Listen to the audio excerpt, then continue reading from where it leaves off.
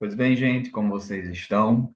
Para quem não me conhece, meu nome é Welton, sou enfermeiro, especialista em urgência e emergência, faço parte do corpo docente da escola CETERN, né? CETERN Cursos. E hoje nós iremos dar início à nossa disciplina EAD de enfermagem e saúde coletiva, tá? Essa disciplina, ela vai ter aí, em média, de 6 a 7 aulas, tá? Para que a gente possa ter um entendimento melhor sobre saúde coletiva, sobre saúde pública. Lembrando, né, isso é importante salientar, que muitos alunos, eles não gostam muito de estudar a parte de saúde coletiva, né, pela própria experiência que eu tenho em sala de aula, por achar que é muito macento, são muitas leis, e que isso acaba trazendo um certo desgaste no momento de estudar, para passar isso numa situação mais prática. Sendo que o que é que eu posso orientar em relação a isso? Saúde coletiva, saúde pública, realmente ela desgasta bastante em relação ao nosso estudo. Sendo que é o tipo de disciplina que muitas vezes a gente não gosta de estudar ela agora, por não ter uma situação mais prática, mas que ela é extremamente importante, nem que seja para quando vocês estiverem fazendo preparação para concurso público, por exemplo, né? Falar de SUS, falar de Sistema Único de Saúde, a gente precisa entender que o SUS ele é muito amplo, ele é muito complexo. Falar de saúde pública também é muito complexo, existem muitas resoluções, existem muitas portarias que a gente precisa estar ciente, né? Porque a gente precisa ter conhecimento, principalmente as pessoas que querem trabalhar em um serviço público. Não há uma prova que você faça, seja de prefeitura, seja estadual, seja a nível federal, que ela não venha cobrar saúde pública. Então, é o tipo de matéria que é certeza que cai nas nossas provas. E a nível profissional, é importante que você seja um profissional antenado sobre o que se passa em relação à parte de saúde pública no Brasil, para que não haja, né, aquela situação mais leiga de, porque eu não sei, por que que o Ministério da Saúde ele está implementando tal medida, por que que existe atenção básica, por que que existe níveis de complexidade, enfim, tudo isso é importante que o profissional da área de saúde tenha ciência, já que ele é parte integrante desse sistema, mesmo que você escolha trabalhar em um serviço privado. Lembrando que os serviços privados, eles são submetidos ao SUS. Então, o SUS, né, ele é único. Consequentemente, a gente precisa entender e ter essa noção para que a gente possa estar um pouco mais voltado a gostar de saúde pública, saúde coletiva, tá bom? Então, como eu falei para vocês, essa nossa disciplina EAD, ela vai ter aí essa classificação basicamente em 6 a 7 frentes, ou seja, 6 a 7 aulas, né, divididas em relação aos nossos conteúdos, tá bom? Então, vou passar aqui para vocês para que a gente possa dar início. Importante em relação a essas aulas EAD, que você sempre separe um tempo bom para que você veja a aula. Importante que você tenha um material de estudo, reserve um material de estudo, pega aí um caderno, alguma coisa, para que vocês anotem as passagens que, né, você julga mais importante para você fazer um resumo, visto que muitas vezes a gente assiste a aula EAD por assistir e por isso que muitas vezes acaba não absorvendo. Então é importante que se tire um tempo, tá? O melhor possível e tire também um tempo para pegar e reservar o seu material de estudo, seja caneta, lápis, borracha, caderno, para que você possa ir construindo um resumo que fique melhor para que você possa estudar, ter um entendimento melhor, tá bom? Então, nesse primeiro slide, eu trago para vocês o conceito ampliado de saúde. Essa primeira interrogação, a gente fica pensando, né, sobre saúde. Se a gente está falando sobre saúde coletiva, se a gente está falando sobre saúde pública, eu preciso entender um conceito de saúde. Eu quero saber o que é saúde. Você já se questionou? O que seria saúde? O que é ter saúde? Muitas vezes, quando eu estou em sala de aula e pergunto aos alunos se você se considera uma pessoa saudável, praticamente ninguém levanta a mão, porque sempre acha que alguma coisa não está adequado ao conceito de saúde, porque a gente tem um conceito muito atrelado à parte biológica, né? Que a saúde é uma ausência de doença. Se eu não estou doente, é porque eu estou saudável. Sendo que a OMS, a Organização Mundial de Saúde, ela amplia o conceito de saúde. Ela faz com que a gente entenda a saúde como algo muito maior do que apenas a ausência de doença. Então, eu digo, né, a OMS diz que é o completo bem-estar físico, social e mental, e não apenas a ausência de doença, né? O conceito que evolui. Saúde, em sua concepção ampliada, é o resultado de várias condições. Então, vamos lá. O que é que ela diz sobre saúde? Que se eu tenho um equilíbrio, bem-estar físico, mental, isso é ter saúde, isso é um conceito ampliado. Não adianta a pessoa ela não ter nenhum tipo de doença biológica, mas viver em uma situação de estresse constante, ter ali numa situação socioeconômica que acaba não favorecendo situações precárias de saneamento, acordar muito cedo, por exemplo, para ir trabalhar e só chegar em casa 10, 11 horas da noite, né? Não ter uma boa noite de sono, realmente essa pessoa pode não estar gripada, ela não pode estar com tosse, ela não pode estar com nenhum tipo de dor. Porém, essa parte social, ela interfere bastante. Mental, ansiedade, depressão, também são fatores que trazem esse equilíbrio, né, esse desequilíbrio, na verdade, em relação à saúde. Então, quando eu falo em saúde, eu preciso entender que é um equilíbrio. Se o indivíduo ele consegue manter este equilíbrio da melhor forma possível, de acordo com a sua realidade, a gente pode dizer que esse indivíduo ele é saudável. A partir do momento que ele não consegue fazer esse equilíbrio, aí realmente a gente vai ter aí uma situação voltada, né, a uma doença.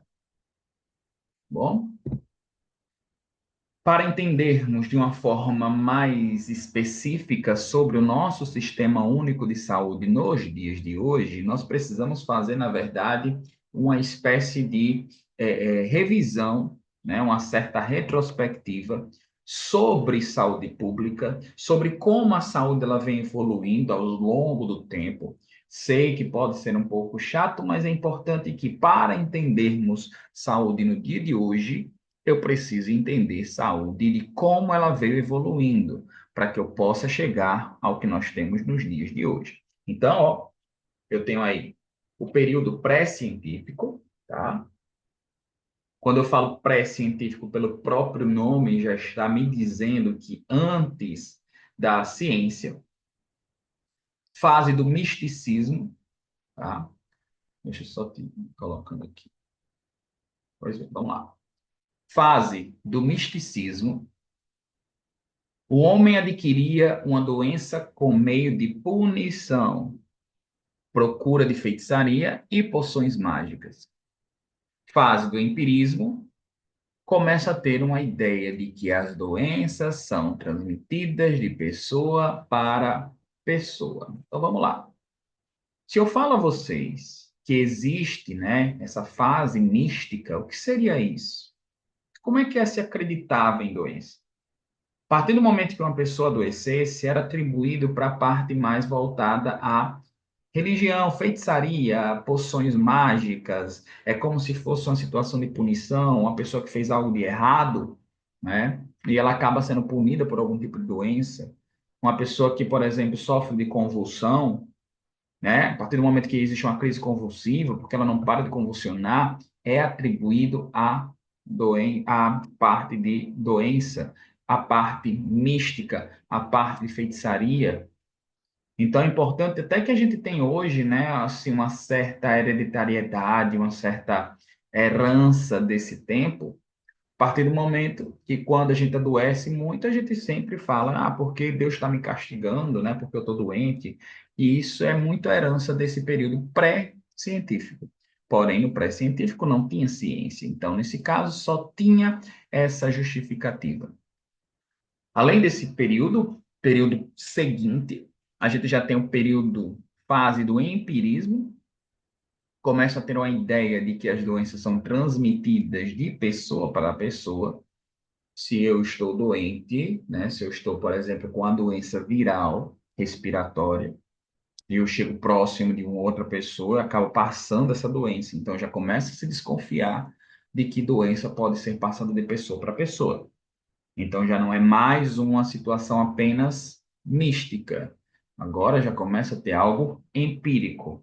Mas como você pode chegar nesse empirismo e como é que você consegue explicar? Não tem, porque é pré-científico, não tinha ainda a interferência direta da ciência para explicar, por exemplo, sobre um agente etiológico, sobre um micro-organismo. Isso daí só vem, né, numa situação de uma fase, num período científico, quando a gente vai ver ali na fase bacteriológica, tá bom? Nesse período científico, nós temos a fase da assistência médico-sanitária e do saneamento, né, voltado ao saneamento do meio. 1832 1970. É importante saber que, em relação a essas datas, raramente uma banca de um concurso público ou uma prova numa escola técnica ela vai pedir datas específicas. Pode acontecer? Pode. Porém, é raro acontecer você pedir apenas datas. Geralmente, a gente precisa entender data para que facilite até o nosso estudo cronológico, para saber o que veio antes, quanto tempo durou, para saber o que veio depois. Então, é importante para que a gente estude essa parte histórica, apresentar para vocês as datas onde ocorreram esses períodos. Então, essa fase da assistência médico-sanitária e do saneamento, né? Importância do saneamento, né? Por favor, no caso, em relação à prevenção de saúde. Então, era visto que o saneamento básico interferia na saúde. Então, não era uma coisa somente voltada à parte de pessoa para pessoa. Foi visto que o ambiente influenciava diretamente nesse equilíbrio voltado à parte de doença, tá? Que antigamente tinha esse conceito de que saúde era ausência de doença, tá? Fase bacteriológica, 1876 a 1917, constatação de que doenças são causadas por micro-organismos, ficando mais fácil a cura e a prevenção de doença. Pronto, aqui a gente já começa a entender que doença, né, existe aí uma causa que é justamente os micro-organismos. Se existe micro-organismo, é porque para identificar um micro-organismo eu necessitaria de um aparelho chamado microscópio.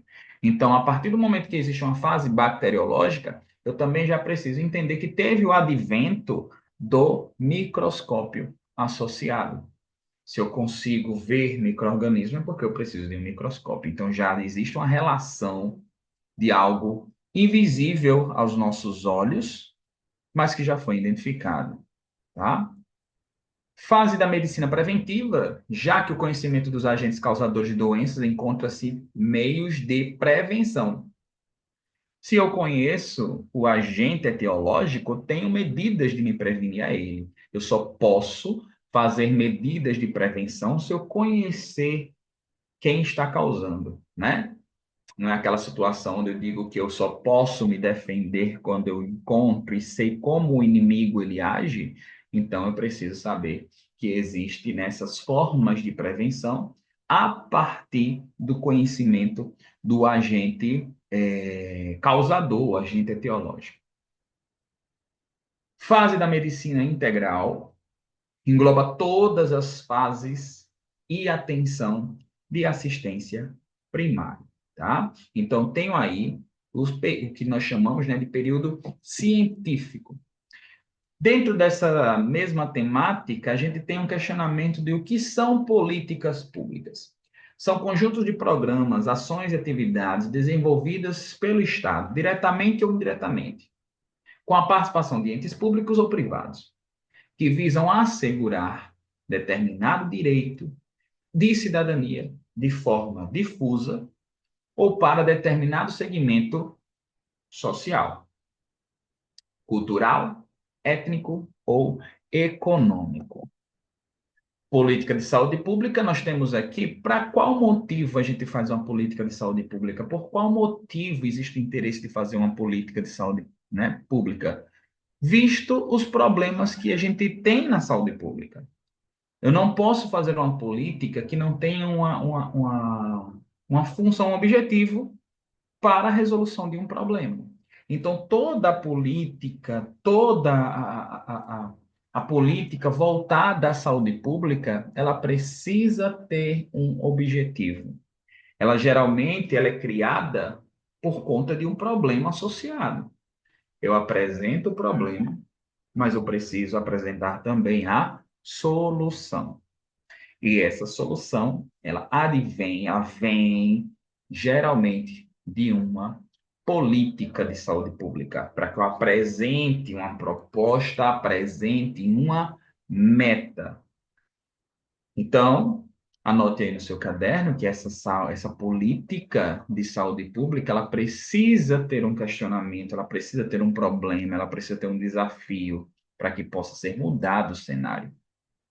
Então, a crise do sistema de saúde presente no nosso dia a dia, tudo que está elencado aqui, eu tenho certeza que você já deve ter visto em algum lugar, ou muitas vezes você acaba, por ser usuário do Sistema Único de Saúde, passando por esses problemas que não é surpresa para ninguém.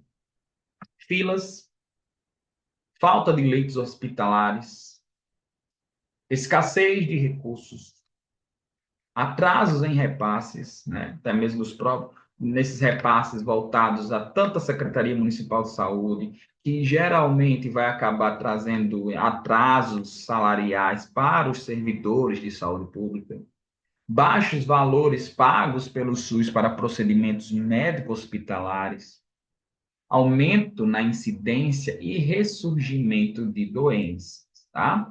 Eu preciso entender que isso tudo traz problemática e para isso eu preciso de políticas públicas para que possa ser mudado o cenário atual, tá?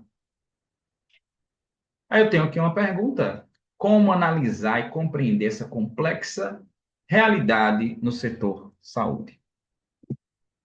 Então, trazendo aqui agora um contexto voltado para a situação do Brasil, nós entramos na parte histórica das políticas de saúde no Brasil, especificamente, como é que a gente tem hoje o SUS. Como é que o SUS hoje ele é reflexo? Se ele é reflexo de algo.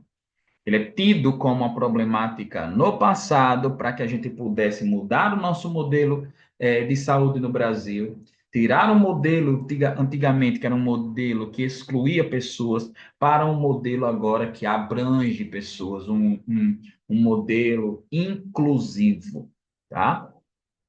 Então, nós começamos aqui no ano de 1500. Todas as vezes quando vocês forem ver livros, parte bibliográfica que traz a história das políticas de saúde pública, né, no Brasil, você vai encontrar aí como marco inicial 1500, tá? Até os dias de hoje. É o que a gente tem a nível histórico sobre a saúde pública.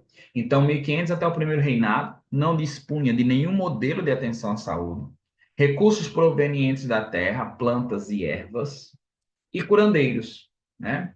Boticários e medicina liberal, né? Esse termo é boticário, né? Tão conhecido aí por uma perfumaria. A gente precisa entender que vem muito antes sobre essa questão de plantas, ervas, para que possa ter essa terapia medicinal.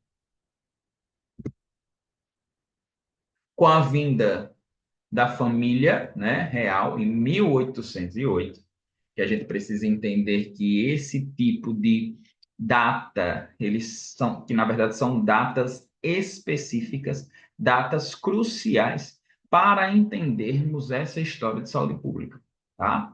Lembrem-se que data, a gente não precisa focar totalmente em data em período, mas existem datas cruciais, onde realmente essas datas elas acabam caindo na sua prova, tá?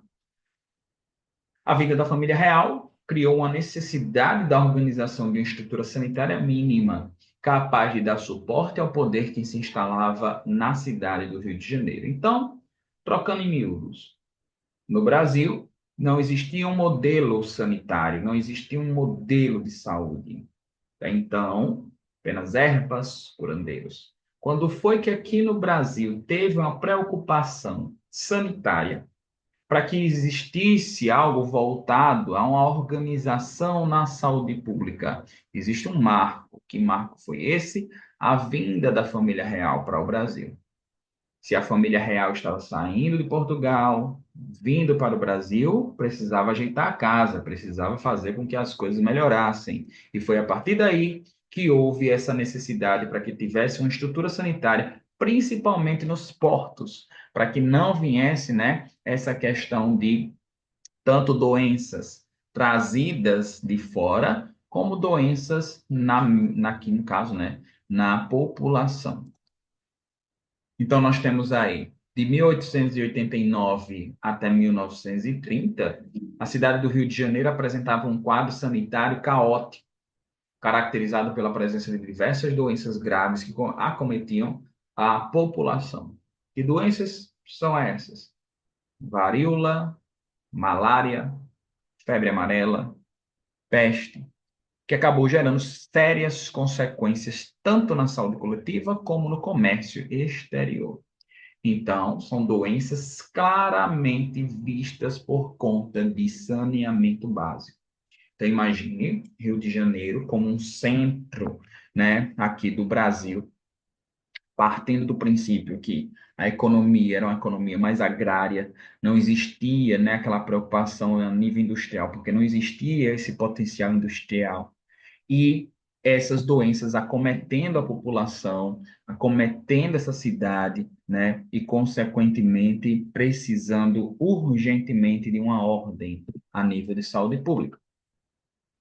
Após a chegada de imigrantes, houve um processo de industrialização, urbanização, e com isso, gerando a falta de modelo sanitário com consequente epidemias, varíola, febre amarela, tuberculose, sífilis e endemias rurais, chagas e malária. A assistência individual era privada. Então, eu tenho aí já um primeiro contexto a nível privado de saúde. Só existia saúde para aquelas pessoas que de fato contribuíam, que trabalhavam. Então, nesse caso, é importante saber que não era uma saúde para todos, era uma saúde específica para trabalhadores, assistencial individual. A assistência hospitalar pública tinha caráter de assistência social. Abrigava e isolava portadores de tuberculose e hanseníase. Demais áreas de atenção, santas casas de misericórdia. Então, em relação às outras pessoas de forma, né, populacional, de uma forma maior, essa assistência pública era totalmente precária, tá? Principalmente a nível de isolamento. Uma pessoa que ela tem tuberculose, hanseníase, a gente faz, né, a população em si, ela fazia o quê? Isolava essas pessoas, para que elas não viessem a ter contato e acabar lastrando ainda mais essas doenças, tá? No início da República, de 1889 até 1930, aí existe, né? Rodrigues Alves nomeou Oswaldo Cruz, personagem importante dentro da nossa história de saúde pública, tá? Você vai ouvir muito esse nome. Como diretor do Departamento Federal de Saúde Pública, que se propôs a destruir a epidemia da febre amarela na cidade do Rio de Janeiro. Então, Oswaldo Cruz, ele é considerado, né, para nós, como o primeiro ministro da Saúde. Não existia ainda Ministério da Saúde, mas é como se ele fosse o ministro da Saúde naquela época. Então, ele entra para fazer com que houvesse, né, a destruição da epidemia de febre amarela no Rio de Janeiro. Então, é importante saber que a entrada dele marca o início de uma preocupação sanitária. Oswaldo Cruz teve um modelo campanhista, repressivo para combate à febre amarela no Rio de Janeiro. Então, ele entra com a revolta da vacina, tão famosa revolta da vacina, para a erradicação da varíola no Rio de Janeiro. Era um tipo de campanha, né, de forma sanitarista, de forma impositiva. Então, existiu aí a tão famosa revolta da vacina, onde a população era obrigada por forças militares para serem vacinadas. Consequentemente, as pessoas elas começavam, né, a ter aí uma ideia de que o governo na época estava tentando fazer o quê? Erradicar a população para que realmente não viesse, né, a ter mais indício de doença. Então, os militares eles invadiam as casas, né, de forma bem repressiva, fazendo com que as pessoas de fato tivessem muito medo, amarrando as pessoas para serem vacinadas. Então, realmente houve essa revolta em relação a esse período por conta dessa medida totalmente impositiva, tá? Então, aqui, ó, tiros, gritaria, engarrafamento de trânsito, comércio fechado, transporte público assaltado e queimado, lampiões quebrados a pedradas, destruição de fachadas dos edifícios públicos e privados, árvores derrubadas. O povo do Rio de Janeiro se revolta contra o projeto de vacinação obrigatório proposto pelo sanitarista Oswaldo Cruz. Gazeta de Notícias, 14 de novembro de 1904. As notícias que circulavam em relação à cidade do Rio de Janeiro nesta época. Então, nós temos aqui o nascimento da Previdência Social.